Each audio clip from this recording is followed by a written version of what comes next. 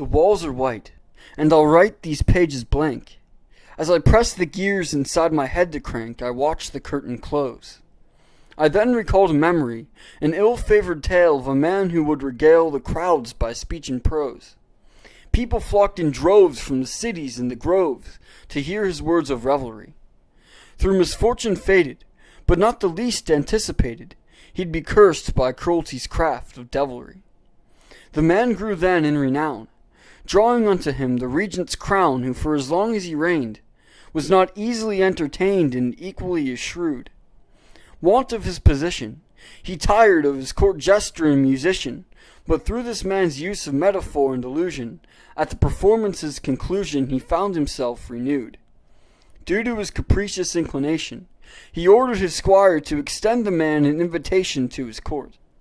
Concerning the castle itself, I tell you from conjecture that the greatest sculptors of myth couldn't build a single monolith of this matchless work of architecture. Seeing this golden opportunity, caught in the grandeur of fame and superfluity, he abandoned that small village which gave him love and much support. His mother was a sewer of a social class thought lower, and the field his father wrought the plough. But now before that mighty scepter, the diadem that summoned him, that poet man would bow.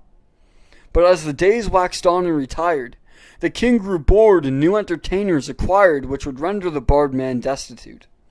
They were the king's prize despite their size, being of a stature minute. The one would dance whose name was Trippetta, but against the other the king retained a personal vendetta, who was a paraplegic. The regent found it comedic how he'd wobble, how nimble on his hands he'd hobble, so strategic. The bard thought it most debasing, that after years of practice and recital, they'd rob him of his title and with this hop frog be replacing. After a specific, spiteful rhyme, the king had arrested him for the crime and threw him in a cell. He could only count the days by tally, thinking of home in that country valley where he used to dwell. Many months later, he heard a great tumult, and then a long, silent halt of the commotion, during which the sound of a bird's beak against its cage was grinding. As he sat there in his binding, he heard thereafter a maddened laughter of emotion.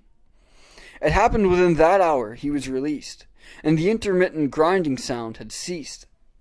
Forced into exile past the castle's high stone arch, the city where the soldiers march, and the lofty banner flags, he wanders and roves, begging for bread loaves in his soiled peasant's rags. Cast from the crown, he returned to his hometown and wasn't well received. He was mocked and maligned. Day and night he couldn't find a place of this to be relieved. Once an artist celebrated, one of a status elevated, now left pleading for some alms.